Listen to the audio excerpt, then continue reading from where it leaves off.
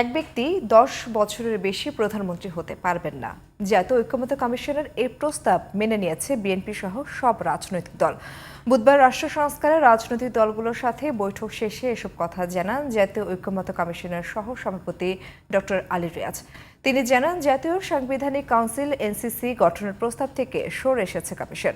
বিকল্প হিসেবে সাংবিধানিক ও সংবিধিবদ্ধ প্রতিষ্ঠানের নিয়োগ কমিটি গঠনের প্রস্তাব দেওয়া হয়েছে। মাহি হাসানের রিপোর্ট। 2 দিন বিরতি দিয়ে বুধবার সকালে রাজধানীর ফরেন সার্ভিস একাডেমিতে রাষ্ট্র সংস্কারের সুপারিশগুলো নিয়ে রাজনৈতিক দলগুলোর সাথে বৈঠকে বসে জাতীয় ঐক্যমত্য কমিশন।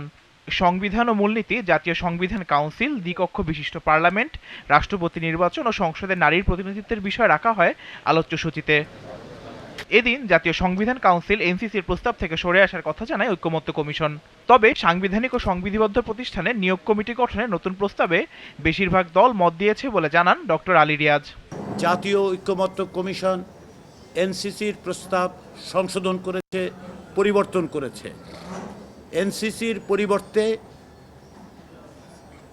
জাতীয় ঐক্যমত্য কমিশনের পক্ষ থেকে সাংবিধানিক ও সংবিধিবদ্ধ প্রতিষ্ঠানের নিয়োগ কমিটির কথা বলা হয়েছে। এটি এনসিসির পরিবর্তে একটি কাঠামো হিসেবে প্রস্তাব করা হয়েছে।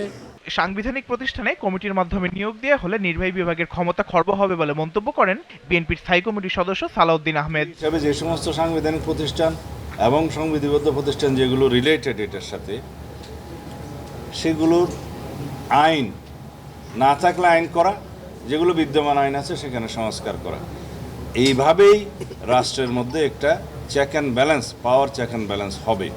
এদিকে সংবিধানে আল্লাহর উপর পূর্ণ আস্থা ও বিসমিল্লাহির রহমানির রহিম সংযোজনের পক্ষে মত দিয়েছে জামায়াতে ইসলামী। তিনটা দল ছাড়া বাকিরা সবাই একমত হয়েছি আমরা যে প্রধানমন্ত্রী একই ব্যক্তি কয়বার এটা নয়, জীবনে সর্বোচ্চ 10 বছর প্রধানমন্ত্রী হতে পারবে। এ ব্যাপারে আমরা সবাই একমত। বৈঠক শেষে নিজ নিজ দলের মতামত তুলে ধরেছে এনসিপি সহ অন্য দলগুলো। আজকে এই বিষয়ে এখানে কোনো ঐক্যমতের ভিত্তিতে কোনো সিদ্ধান্ত গৃহীত হয়নি।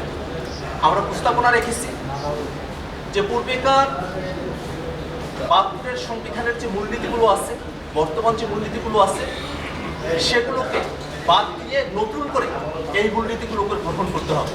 অমীমাংসিত বিষয়গুলো নিয়ে রোববার আবার আলোচনায় বসবে জাতীয় ঐক্যমত্য commission. Mahi Hasan, DTV news, Dhaka.